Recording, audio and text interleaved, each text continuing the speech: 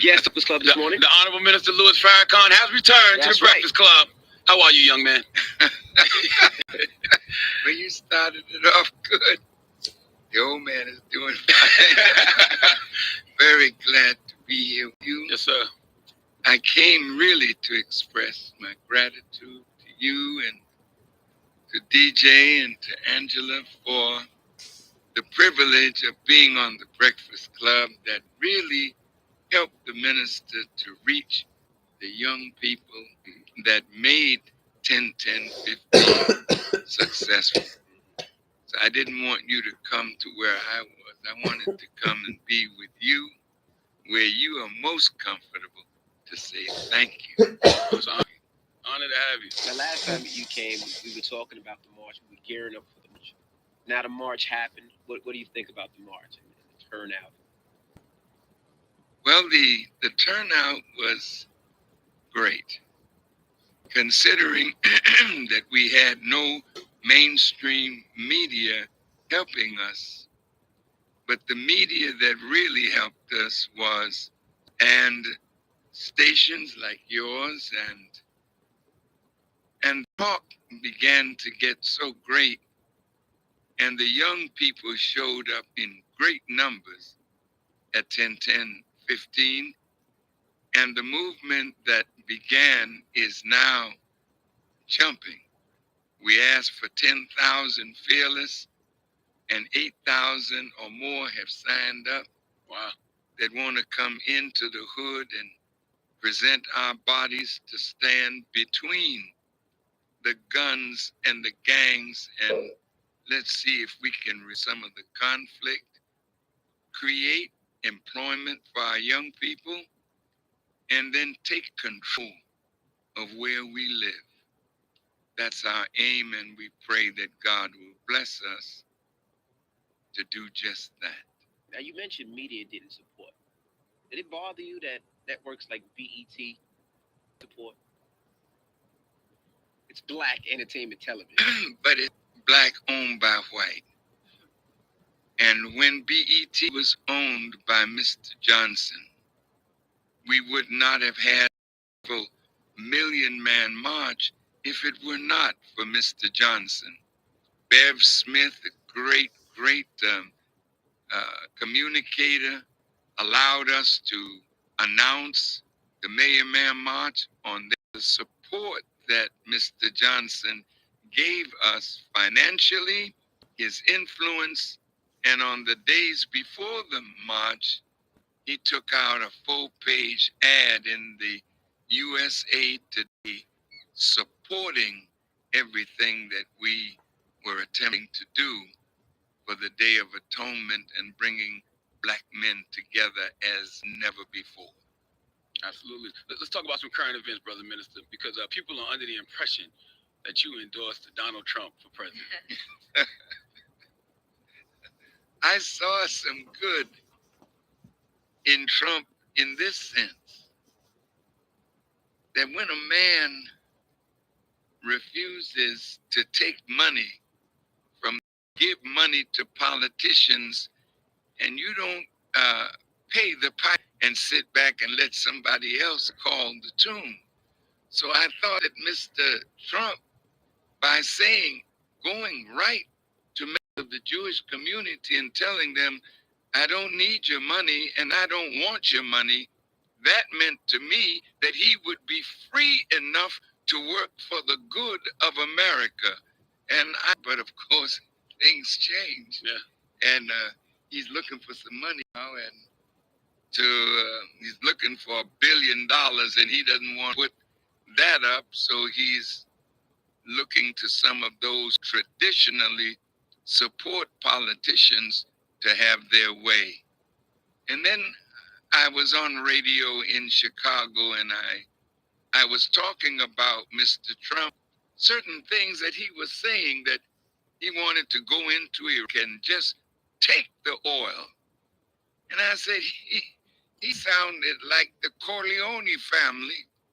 You know, let's get on while we got the muscle. Yeah.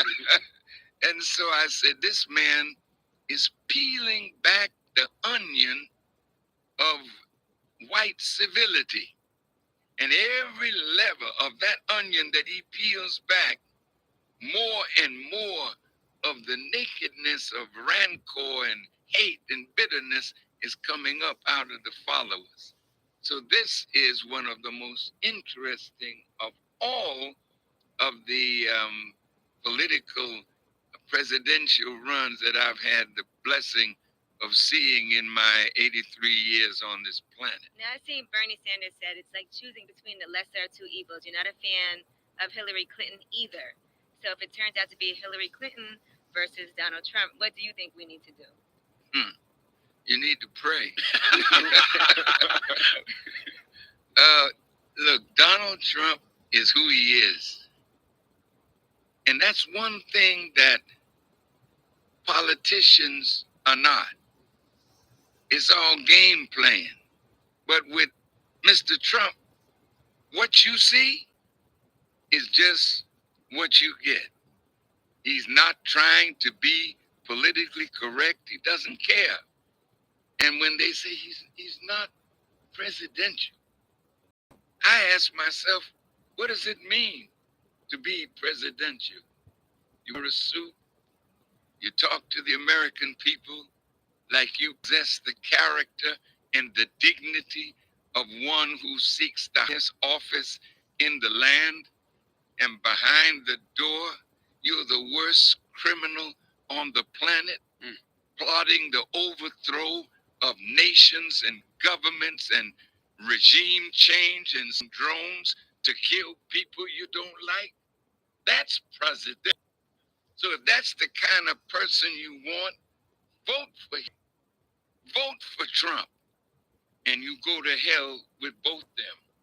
As far as Mr. Sanders is concerned, he's probably the most honest of all of them, but we have to be careful because this is the most important election in the history of this country, because you're not just voting for a president, you're voting for the person who can take America. Just a second, guys. Got a little ad here. Skipping through it right now. Person who can take America totally down. America will never be great as she once was again, but she can survive if she does the right thing. And maybe during the broadcast, I'll tell you what right thing is, but none of them are saying the right thing to save America. He's in deep trouble, and Hillary will take you there. Trump will take you there. And if Sanders does not get his way, he's fighting against a system. He sounds good. The system is rotten to the core. That's why every time we have had a presidential election, whether it's white or black, you always have to choose between the lesser of two evils. So you either vote for Satan or the devil, and you catch hell with either one. So if Mr. Sanders, who has the best vocal challenge to the system, in my judgment, but is he strong enough in the promises that he makes to all of the young people? See in Mr. Sanders tremendous hope. So I'll talk about that maybe later on. You know, a lot of brothers and sisters feel like they don't want to vote this year because they feel like the system is out to get them anyway. So what's the point? Well, that's the thinking of the most enlightened, because the most enlightened know that the system is rotten. Can we get out of this system something good for us? United with an intelligent self-interest that we might be able to get something. But America is out to destroy the little man. I'm talking about those in the highest places. Flint, Michigan was not an accident. That's by design. I'm on my Newark, New Jersey. And I just heard that lead was coming into Newark, into schools. And I asked the question, whose schools? Said the black and the brown. Is that an accident? I don't think so. We are being designed to be destroyed. And unless we see that and come together as a people under vicious should, then we will suffer the consequences of the evil that's in high places. And to those of you in the listening audience who are spiritually inclined, listen to these words of Paul. We war not against flesh and blood, but against principalities and powers and the rulers of the darkness of the world and spiritual wickedness that's in places. It's in high places that the plot against brown and poor white is going on. It's wickedness that's way up in the ruling classes of religious people who don't want to see the little man rise. It's the principalities, the powers. So unless we come together as a people and stop our foolish beefing among each other, sit down like intelligent men and women and settle the things that divide us from each other, then come together like a solid wall and we can make something happen. To answer you very specifically, the Bible says, talking about Babylon, God says, come out of her, my people, that you be not partakers of her plagues, for her sins have reached unto heaven. We don't need the Democratic Party. We don't need the Republican Party. We can get a little from both of them. But Elijah Muhammad said, we ought to form our own political machine. A machine that works for the oppressed. The oppressed, black, brown, red, yellow, white. Let's come together and form our own party and give the other parties hell. And then vet who we want and take down these crooked, rotten politicians that are in Congress, in the White House, and in the Supreme Court. Do you feel the rhetoric that Malcolm X expressed in the ballot to the bullet still stands in 2016? It may be. Brother Malcolm said it's either the ballot or bullet. What was brother saying? He's saying there's much that could be accomplished if we voted intelligently, voting our own self-interest as a people. But if we don't vote, if the ballot won't work, Malcolm said the bullet will. Well, we're coming to a point now whether we're going to have to decide whether we want to live under tyranny or do we want to revolt against tyranny. And that means, unfortunately, we may have to shed blood to really be free. Now, for a lot of the young ones out there that don't know what to follow, what would you tell them? What's the next step? What should they be doing? What should they be eyeing? Because they went to the march and they're excited. Now, what's next? Who could argue with us for trying to make our own community a decent place to live? You know, we really are being colonized. Harlem and Brooklyn, they used to be or are colonies. In a colony, the education is controlled from outside. The politics is controlled from outside. The economics is controlled from outside. The police in a colony are not there to serve and to protect, but there to keep the colonized ones from disturbing the status quo. The question is, Do we want to continue to live as a colony, or do we want to be like the original 13 colonies and decide, let's break from a colonial past and let's seek freedom? That means it's our responsibility to make where we live and clean.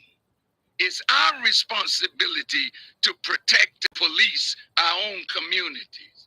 We do not need this police policing us, killing us as they please.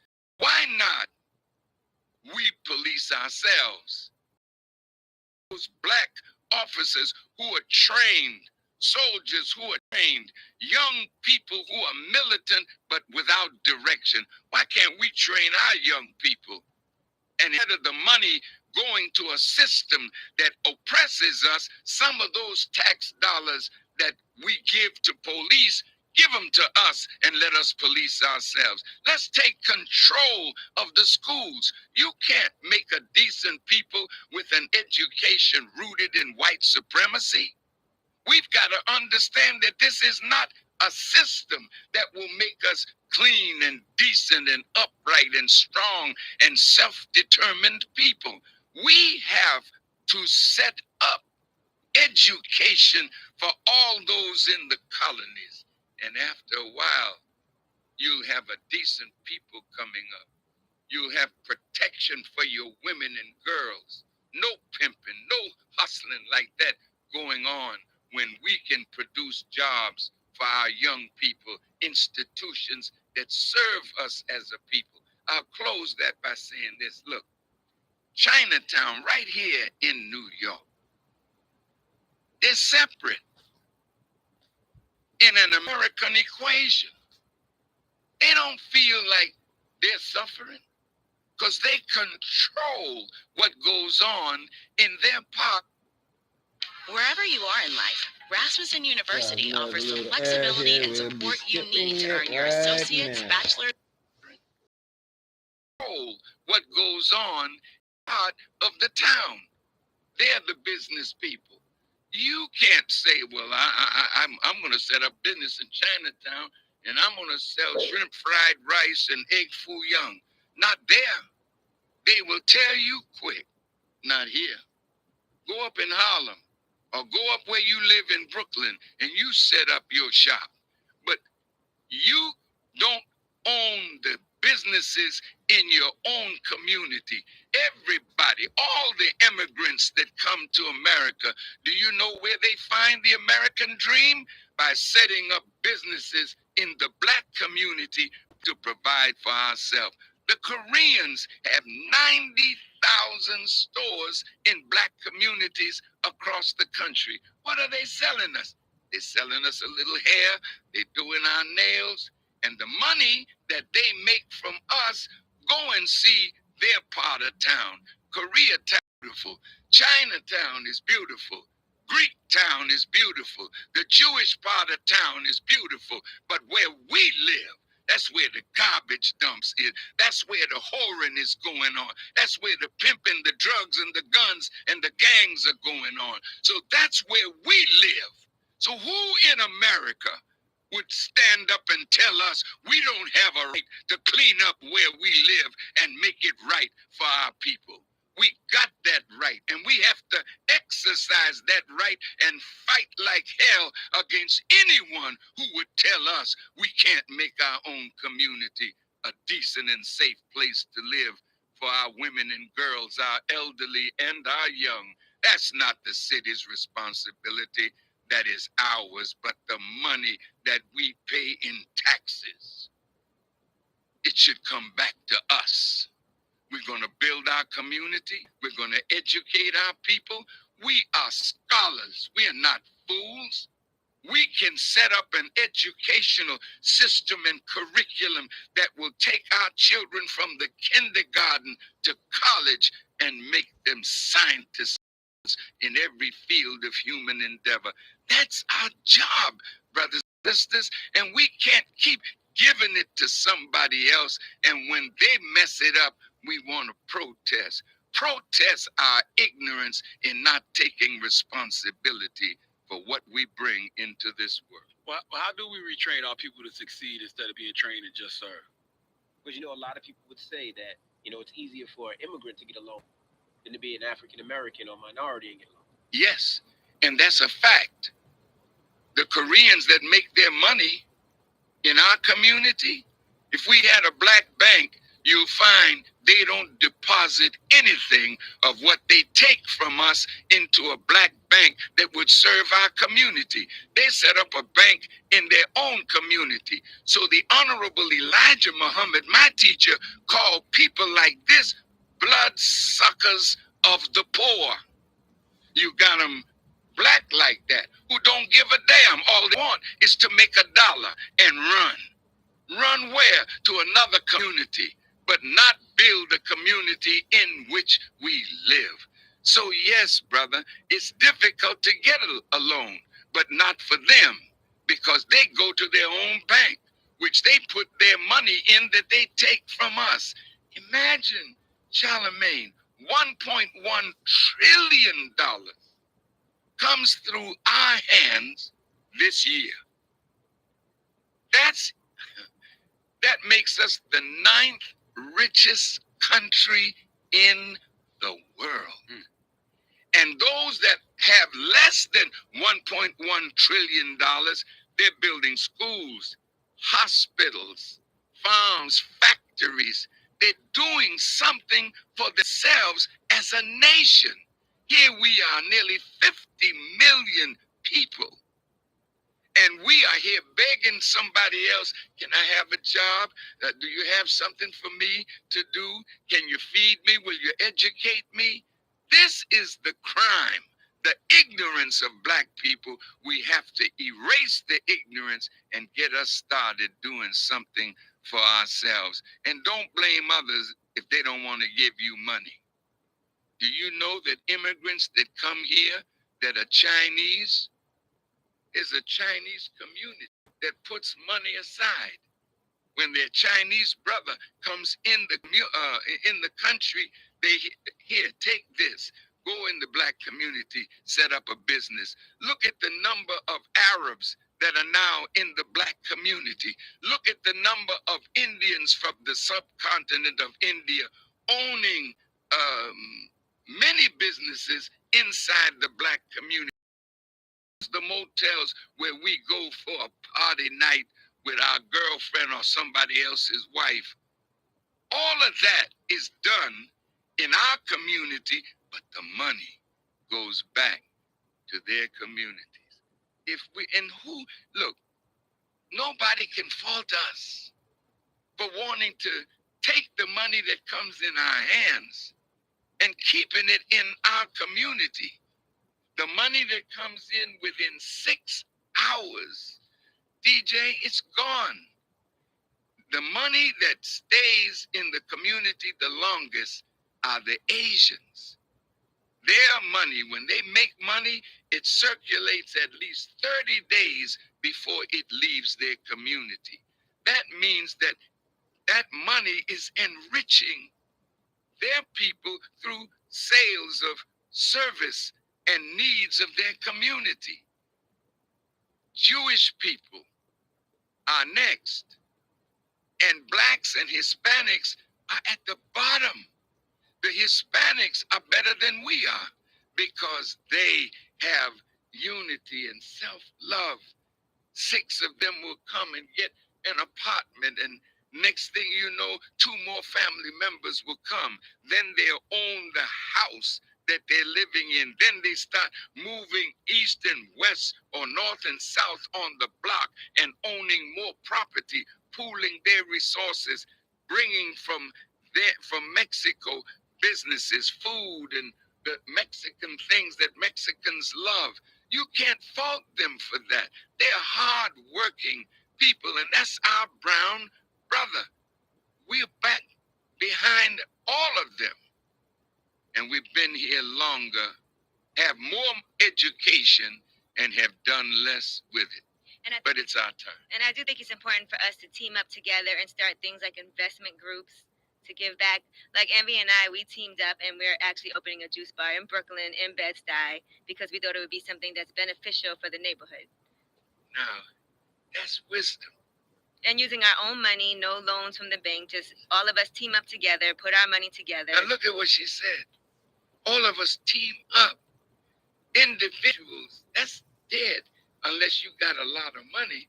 But if you get 8 or 10 of us with the same thought in mind, we pool our money, open up something in our own community that serves a need of our community. Our people today want to spend their money with their own, even if it costs a little more, we would rather spend it with our own. May I just say this, brother? You know, at the march and before 10/10/15, we said we were going to boycott Christmas. I haven't been on this show since, but we boycotted Christmas. We told our people, no, it's up with Jesus and it's down with Santa. Send the white boy that you lie, telling your children that he's going to drop something down a chimney that don't even exist when you live in an apartment building. And then you go and spend all your money downtown. But now, after they take your money, you don't get the respect of even building the American economy. So this year, they listened to us. And above all, God heard us and made the weather so warm till all the things that they bought for winter sales is in the factory now or in the warehouse now because they weren't selling. So here's what I learned. Several Walmarts, about 200 or more Walmarts closed down. 40 Macy's closed down. Best Buy, all of the big ones, they suffered. Now, why did they suffer? Because we decided we're going to squeeze our money. We can't fight you with guns. We don't have no guns. And the guns that we have, we don't know how to shoot. So we end up shooting and killing ourselves. But that dollar that you got in your pocket, boy, squeeze that dollar and find a way to pool that dollar like Angela and DJ are doing, opening up a juice bar. Not a whiskey bar, but a juice bar where we can go and get a healthy drink to keep us alive in a better health another day. We can all do that and then put out of the community those that are bloodsuckers of the poor. What are you bringing in here? Look at the food. You go to the corner store, there's the black communities a food desert. We don't have decent food, and that's what's killing us. So who among us is strong enough to say, what's in that truck? What are you bringing in our community? I guarantee you can't bring no truck in the Greek community, the Italian community, the Polish community, the Jewish community. You can't do that. They want to know, what are you bringing in my community? And if I see it's good for my community, come in. That's the way intelligent people do. You don't let people in your house if you don't know who they are. They knock on the door. Yeah, who is he? What do you want? Well, people just come in to the black community. There's no structure here like a real community, but it's going to get different now because we are waking up, man, and we're going to ask people, what you got in that truck? We don't like the way you treat our people. So we're telling you, this is your last month on this, or we shut you down. Why can't you do that? Why can't we shut down? Got Keep it another quilted little means you ad. keep it I the am best. skipping Layers of plush right comfort you can now. see. We shut down people who are sucking the lifeblood out of us, not giving nothing back in return. Why can't we do that? They're scared, think they don't have no power. Oh, but we got power. The power is in our unity. We don't have power individually, but we have power. All we have to do is think about it, plan. I sat down a couple of weeks ago I don't want to talk too much about it yet, but with black people on the police force, military people, those who have access to the level of intelligence of our people in the various colleges and universities, we talked about controlling our community. You've got intelligent former chiefs, generals that want to help train our young people to police ourselves. Look at all the abandoned buildings in our communities, just laying there, rotting. The drug dealer will go in and get high and snatch our young girls, go in and have sex and send them out. Who cares? If we don't care, who cares? We do care. And we've got to care more. We got the power. All we need is leadership and organization and a station like you and others that are in media. Let's come together. And literally, we can wake our people up overnight. I've heard you speak about establishing a new economic order for our people. Like, what are those first steps to doing it? The Honorable Elijah Muhammad said it like this. He asked us to take a nickel a day, put it together.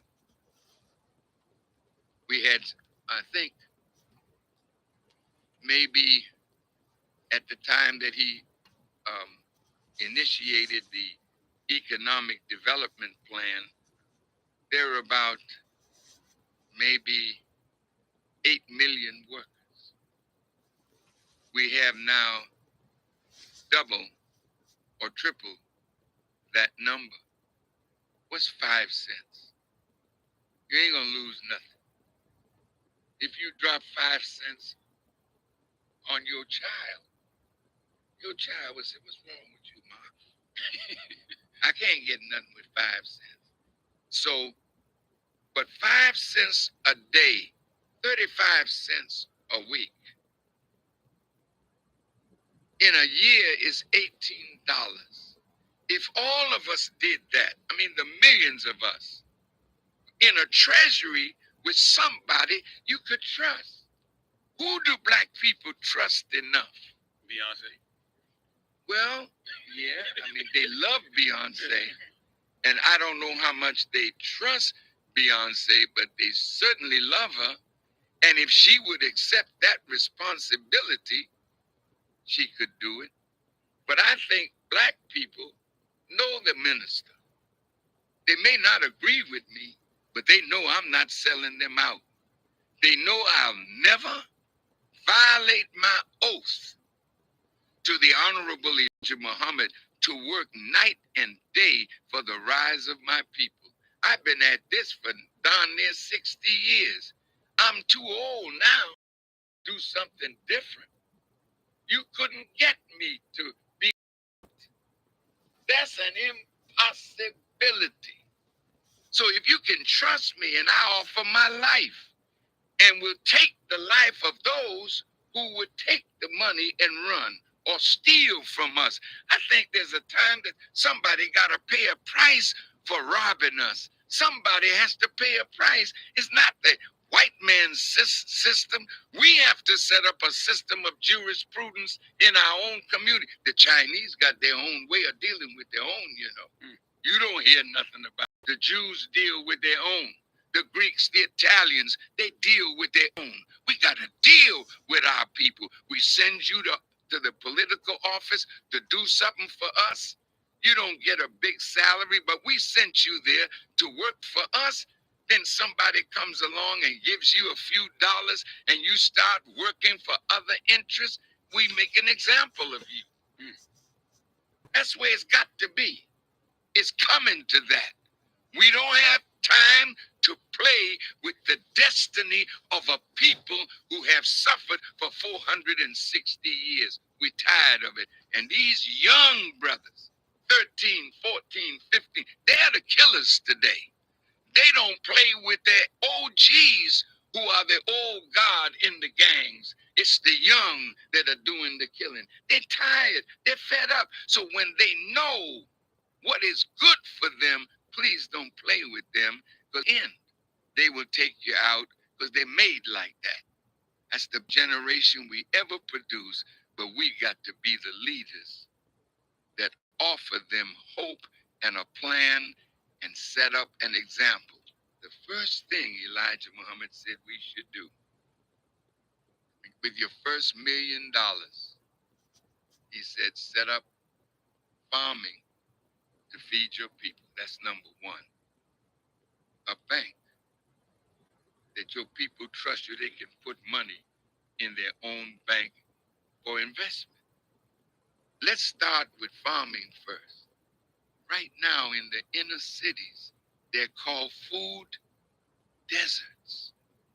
And when you go to shop, or your wife goes to shop, you shop in neighborhoods where you think the food is better. And you can't afford Whole Foods because it's more expensive, but it's organically grown food. But look at all the empty lots in the Black community. What's happening with those lots in our community? Suppose we went to the mayor that we want those lots. What do we have to do to get them? What are you going to do with them? We're going to set up urban gardening. We've learned how to do that. And in Chicago, we are looking at that. In Newark, New Jersey, Ras Baraka is doing that.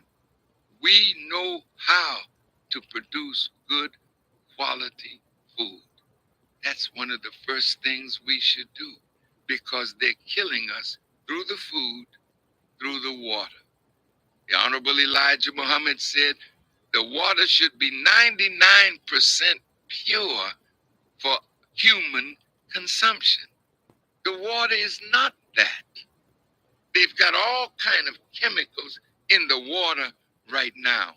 So a black man or a black woman, you look at the sperm count of great grandpa and look at your own sperm count.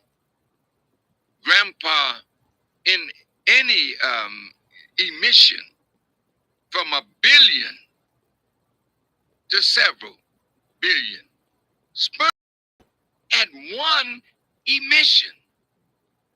Today, they've got things in the water that cut your sperm count, and in your 30s, you have to go get a pill because you can't have an erection.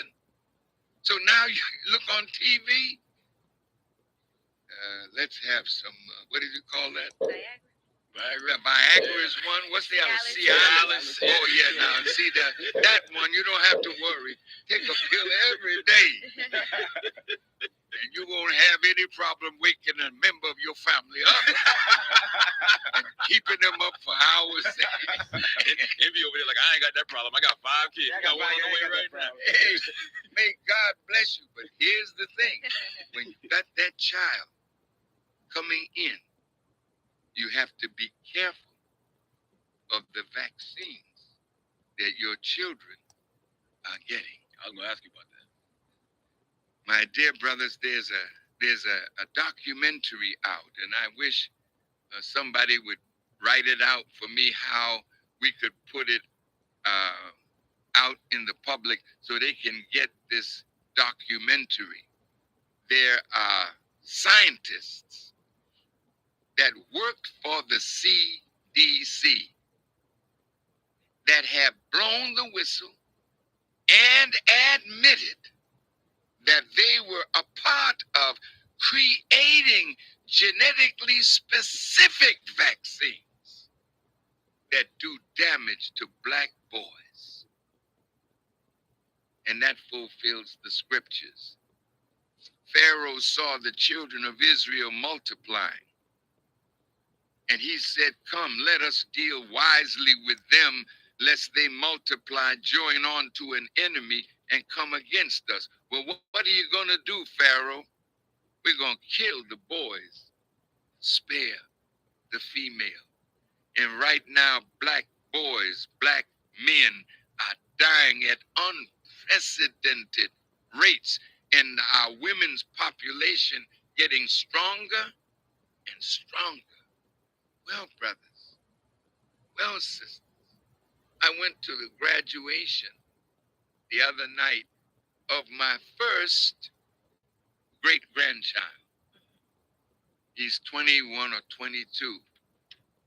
And right at the graduation, I looked, and 92% of those that graduated at the University of Illinois were female. Wow. Now, where can a black female, who are now the lawyers, the engineers, they are the ones graduating with top degrees, where will they find in a black male a counterpart that is equal to them? We're filling the jails, we're filling the prisons. Got another ad here. I am through it as soon as it's done. You know they like to cut it up when you bring that real to them. You know they like to get the goddamn way all the time when you bring that motherfucking truth. We're filling the armed forces,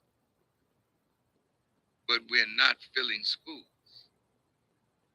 So we're ill-equipped to do anything to build our people, and that's what we would call a conspiracy that has been planned for us.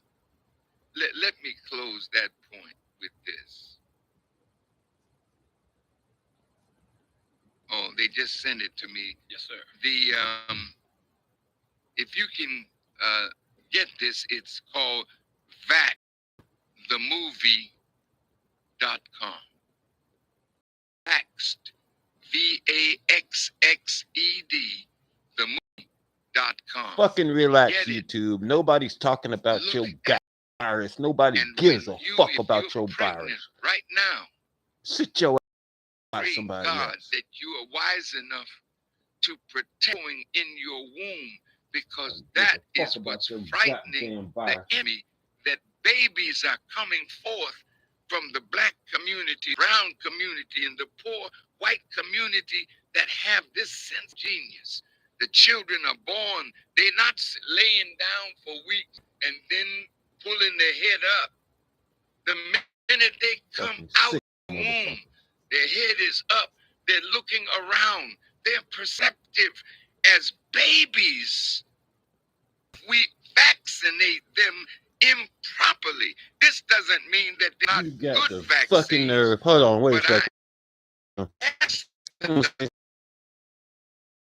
You got the fucking nerve to go out here and say everybody talking about your goddamn virus that you fucking created in the back rooms, and you don't censor all this other bullshit you got pushing out here on YouTube? Fuck you. That vial. He'll tell me it's X and Y. I said, how do you know? You got the motherfucking nerve to some motherfucker talk about a goddamn election, and you ain't censoring all this other bullshit pushing out here to these kids? Fuck you. Tell me that what's in that is what the label says. We've got to set up in our own community our scientists and scholars that can check what is going into our people. We got the talent. It's here, but we trust our enemy. This is the same man who went to General Amherst was his name. A college is named after a murderer. He went to the native people telling them that all you need is this blanket, and it'll keep you warm during the winter months. but the blanket was filled with smallpox. And we wrapped ourselves in the blanket, and we wrapped ourselves in death. We're too trusting of our enemies. Haven't they shown us enough in 450 years that we ought to check them out and what they give out? That's why they close trauma centers in the black community and force our children who are killing each other to go into hospitals where we're guinea pigs, man.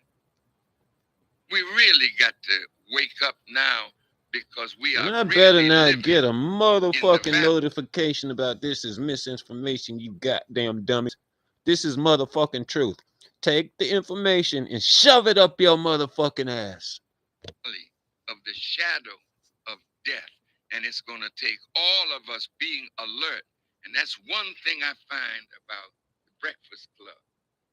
You all are alert, black men and women. You read, you study, you hear. Don't be afraid to question. I heard Clinton was here at the Breakfast Club.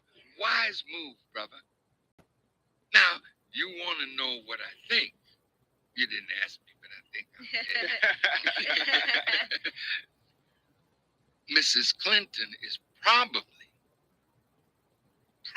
the most qualified. She's a brilliant woman. She has experience. She could, if she would, make a good president. But Mrs. Clinton has a record that I think black folks should study. Mr. Clinton with Joe Biden, they're the ones that's the architect of that crime bill that put most of our young men in jail. They didn't want to stop crime.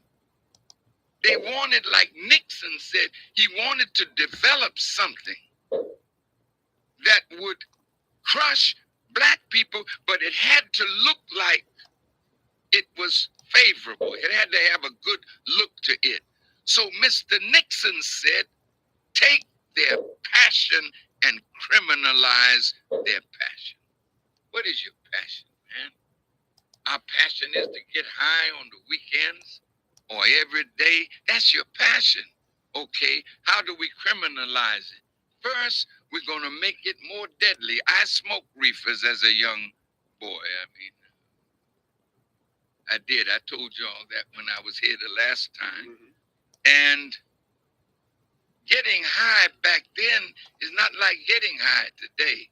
The reefer that I used to smoke cost 50 cents. Today, how much does it cost? Don't you tell me. How much does it cost? A lot. It's a lot. Yeah, depending what kind. They got different flavors. No, I don't smoke, but it's a lot. Now, a different flavor, which means there's chemicals added to the weed itself. And once you get a hit, you find it's more difficult to stop smoking it than it was when I was smoking. So now, these things lead to hard drugs, harder drugs. It's a conspiracy of death. And I'm just hoping that our people will wake up, man. Your lifestyle is what has to change. You are your own worst enemy when you adopt a lifestyle that is not a lifestyle, but it's actually death. You hang out, you eat the wrong foods. And my dear sisters, you have to learn how to cook. You know, when I was coming, every girl had to study home economics. Every boy that didn't want to go to college had a school to go to learn a trade. Right now, all the trade schools are gone. And girls don't really learn not just how to cook, but the science of cooking. Food is what maintains the life you have. the flesh of your body. Check any green leafy thing. You see the pores. You see the veins. Go look at a leaf, you see the same pores, the same veins. You eat a good, healthy leaf, it strengthens your life. Your blood, the stone of the earth is the of your body. And all of these things are maintained through nutrition. The enemy has done, he takes the mineral strength of the food and then process it and puts it in a pill, so you go to a health food store. When yesterday, the supermarket really had food in it that gave you energy, direct from the farm.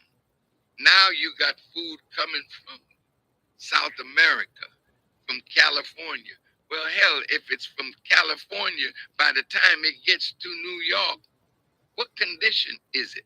They gas the food, they color the food, they make the food look good, but when you eat it, ask yourself, 30, 40, 50 years ago, cancer was a Caucasian disease. We didn't have that. But today we lead in every type of cancer. It's because of malnutrition. We're getting bigger, fatter, dumber. Sorry. But that's real, because we don't know what to do with what comes from the earth naturally. Wouldn't you think men and women need to know how to cook that? I think so. I never learned. Equally. And that means I'm so dependent. I have to admit it. But yeah, men should cook, because Elijah Muhammad cooked. He taught the women of the nation how to cook, because that's what he was taught. So yes, men should learn to cook as well. And I told my wife, you know, as I'm getting older, I really would like to know how to do that, you know, because it would relax my mind just to get in the kitchen, something, because I'm learning the science of food. Just talk to Farrakhan, that sensei. Told him I've been on 10 since the straight nigga got a middle. Hey ladies, I need to put you on to my new hair secret. Have you heard of coming back and hanging out with RAMO RETRAC? I'm gonna keep bringing it. It's not gonna stop. It's not gonna stop. It's gonna get heavier and heavier and deeper and deeper and deeper. And you two's just gonna have to deal with the truth on my back. I don't give a fuck if I have negative views. The truth is coming out. You with RAMO RETRAC, I'm out.